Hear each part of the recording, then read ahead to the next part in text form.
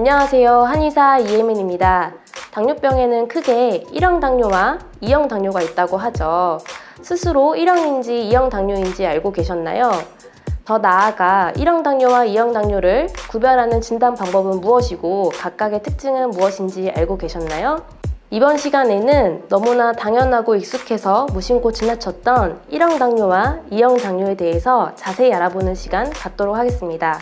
혈당이 높고 당활색소가 높으면 당뇨병이라는 진단을 받게 되는데요.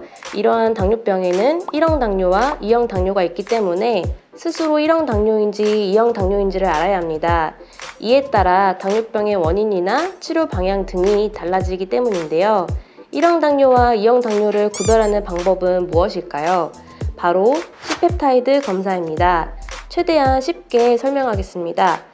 췌장에서 분비되는 인슐린은 혈당을 낮추는 역할을 하는데요. C펩타이드 검사를 통해 이러한 인슐린이 제대로 분비되고 있는지를 확인할 수가 있습니다. 인슐린의 전구 물질을 프로인슐린이라고 하는데 A, B, C 세 가지의 사슬로 이루어져 있습니다. 이 중 A와 B 사슬은 이완결합으로 연결되어 인슐린이 되고요. C 사슬은 C펩타이드가 됩니다. 우리 몸속 췌장에서 인슐린이 제대로 분비되는지 안 되는지 알고 싶을 때 A와 B 사슬로 이루어진 혈중 인슐린 수치를 측정하면 되겠죠.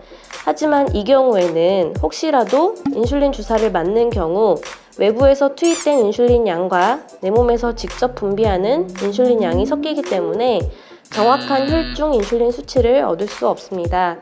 그래서 인슐린 대신 측정하는 게 C펩타이드 수치입니다.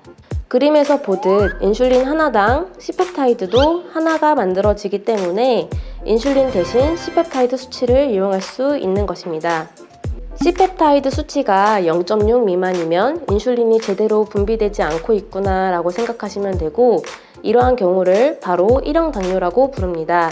반면에 C펩타이드 수치가 1.3에서 3.5 사이인 경우에는 인슐린이 제대로 분비되고 있구나 라고 생각하시면 되고 이러한 경우를 2형 당뇨라고 부릅니다.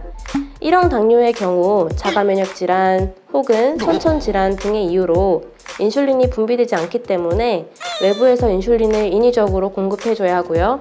이로 인해 인슐린 주사를 맞게 됩니다. 당뇨 환자의 경우 본인이 1형인지 2형인지 알기 위해서는 C펩타이드 검사가 필요하다고 설명했는데요.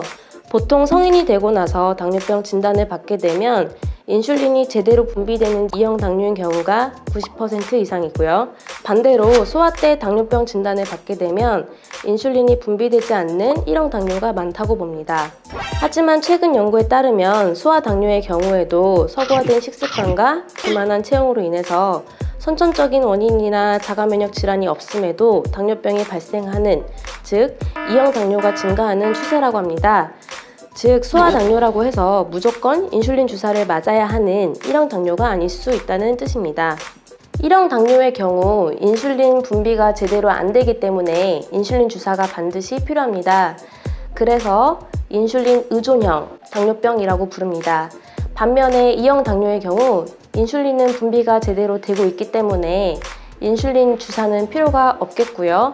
대신에 먹는 약, 경구 혈당 강화제를 통해서 혈당을 조절하게 됩니다. 이 때문에 인슐린 주사가 필요가 없는 인슐린 비의존형 당뇨병이라고 부릅니다. 이번 시간에는 1형 당뇨와 2형 당뇨를 구별하는 진단 방법, C펩타이드에 대해서 알아보고 각각의 차이점에 대해서도 알아보았습니다.